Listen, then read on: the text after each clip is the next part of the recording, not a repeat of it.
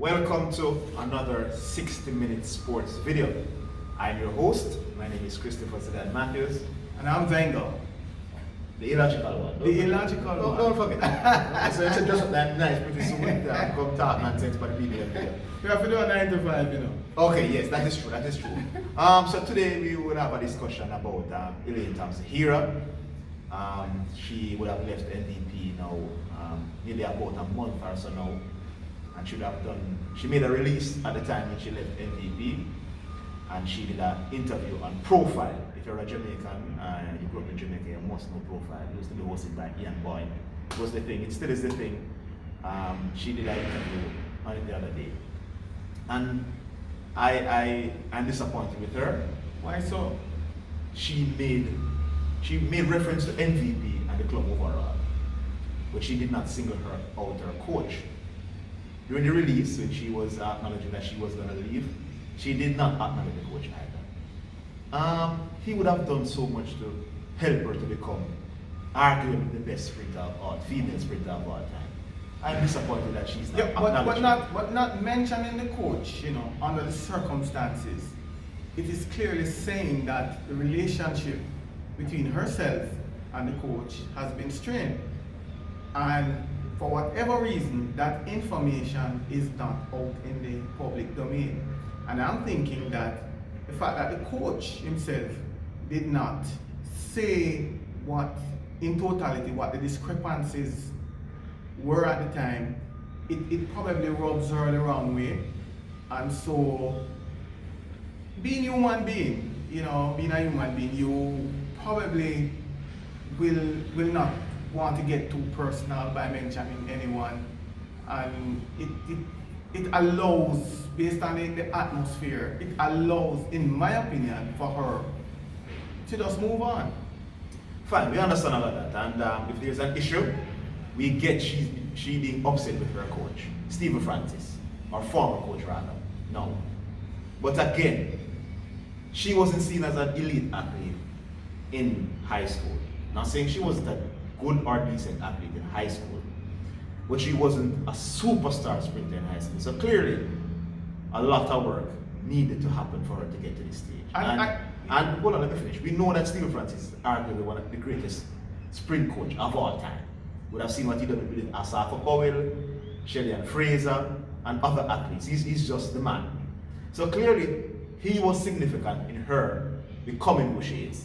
So I'm saying, even if you're upset with him, even if you had a falling out, even if there's a disagreement and you're leaving, you don't have to say he was your friend or lie to anybody.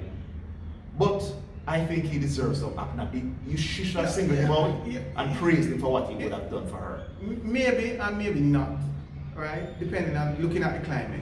And one of the things I want to add just before we move into that meat of it is that a lot of sportsmen at the high school level have an extremely difficult time in making the transition. We would have seen where persons, they have done well at champs and in their teenage years, and it's a very small percentage that transcends into glory, so to speak.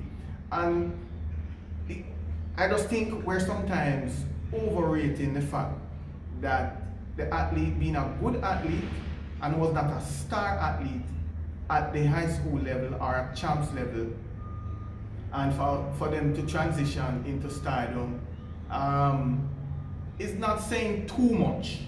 It's not saying too much, because we would have seen a lot of schoolboys over the years who were star athletes can't get to that being that elite athlete. So I think it's kind of overrated. I understand your point in a general sense, but usually the ones who ascend to the level that she is at, usually they are superstars at the youth level. You can talk about Lionel Messi, Ronaldo, Usain Bolt, if you want to stick with track and field. Usain Bolt was a phenomenal. Track and field, Donald Quarry. Yeah man, these people were my neighbor. Yeah, these people were brilliant at the school. Normally when you become one of the best in your field, in the history of your field, normally you are very good at the youth level. So, but generally you are correct that a lot of very good people at the youth level don't go on to be great. Right, and so it's kind of overrated. Yes, but that is in a general sense I agree. But the fact that she now has ascended to being arguably the greatest female sprinter of all time, despite not being great at the high school level, is suggesting that a lot of work was done with her coach, Stephen Francis. Well, that would have happened with any coach per se. Look, for example, Bolt. Let's draw Bolt into it. It's almost automatic that whichever top Jamaican coach Bolt went to, he would have transitioned into what he is. Because we have all seen that potential from the youth level. And I think pretty much it's the same with Elaine. No, I see that way, that she would have transitioned. No, she was no Usain Bolt in high school. No, but I mean... So you're right. Usain Bolt, based on his elite talent that he showed at the high school level, most great coaches would have allowed it to become... It's easy picking. Yes, but with Elaine Thompson, that wasn't the case. We never saw her as a freak of nature, as the next greatest thing when we saw her in high school. So she now has become that. She has become, arguably, as I said, that I'm saying it again, the greatest female sprinter of all time, mainly because of how good or great the coach is, which is different. So I'm saying... So you're saying that even though had she gone to Glen Mills, she would not have accomplished that? That's what you're saying? Well, no, I don't think so. I have no evidence of that. You cannot be serious. I have no evidence of that. Tell me the evidence of somebody who was not special in high school as a female sprinter that went to Glen Mills and became close to being in the conversations from being the greatest female sprinter of all time. That was not seen as a great talent. So you're saying then, what I'm trying to understand, that this is something specific to Stephen Francis? Yes. I have a different view. Jamaica is known as the sprint capital of the world, and we have quite a number of capable coaches, and showing some promise, you fell into one of the hands of those coaches, you would have transitioned. Elaine would have, and let's be specific, Elaine would have transitioned. There's no evidence of that. We would have seen, every year we have potential. Was Merlin actually trained by Stephen Francis? No, I'm just curious. But Merlin had to run at a high level in high school. Veronica can run at a high level in high school. So I'm saying, while I'm not saying she was a joke athlete in high school, she was not seen as somebody who would potentially get to a level where we think that this is the greatest female sprinter of all time. So clearly, a lot of work was done by Stephen Francis. You have late bloomers. She's the greatest Jamaican. We mentioned VCB, Veronica Campbell, who was regarded as great people for us in the past. Now she has surpassed all of them, mainly because of Stephen Francis. So I'm saying you don't have to worship the ground that he walks on, but the fact that he put so much work in and helped you to become what you are, you need to acknowledge the man, even though you would have had a falling out. But you remember the circumstances under which he led. One, something very disrespectful was done to Elaine, in that information in regards to a contractual negotiation that was taking place at the time was leaked to the media, and that is why some members of media or individuals in the media could have gone and basically released this information before the press conference, and I consider that highly unethical.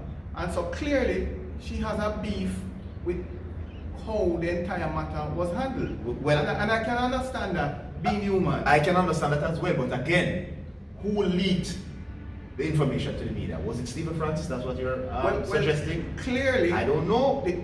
What I'm saying, he had some comments that when he was asked about her potential leaving before she eventually left, and he spoke about people now being in her ears that she's successful who don't understand certain things. Maybe she felt, and I think he was throwing words at her husband, and maybe she found it disrespectful. But I'm saying, yes, he can be like that, but that's how we know he can be. But I'm saying, you don't have to like him anymore. You don't have to want to be his friend. But I'm saying, publicly, the fact that you have left now and you had the interview or whatever, you don't make mention of MVP overall and not single out the man and his work that he did for you to become what you are right now. He was the significant, not you. It was more about Stephen Francis than her as the talent, obviously. Tell me something, you ever hear anybody giving glorifying tribute to their ex-wife?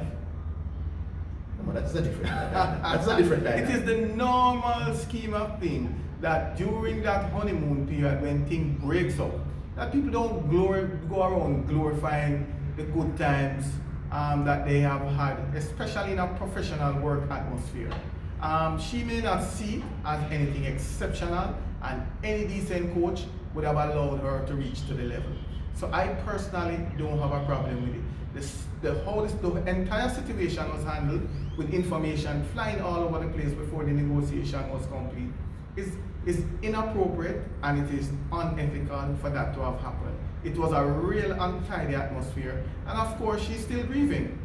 All right. We're not going to agree against people on this one, but again, he sounds very illogical. And he irrational. likes to talk about normal. So, yes, it's normal for people to have a falling out and they don't talk nice things about each other. Exactly. Which I don't necessarily agree. Once you're going to mention the situation, you have to mention the good times and the great things that you mentioned the analogy about a wife, what your wife would have done for you. Your ex-wife. Your Everybody ex-wife go would have done around for you. glorifying your ex-wife. No, you don't have to glorify your ex-wife, but you have to make mention of if you're a poor, struggling man going into that relationship, yes, you comfort her, you gave her loving and all of that, and she helped you to become a big manager in an establishment in Jamaica. When you break up, at least when you're talking about your success as manager, you can mention, listen, my ex-wife did play a part in me. It would be just the right thing to do. I think she sounds very ungrateful. Well, I don't find it, I just spoke about the ex-wife thing. I was going to start to talk about a bakery, but anyhow, leave that alone. But I don't see anything wrong with it, especially the nature of the breakup. I consider the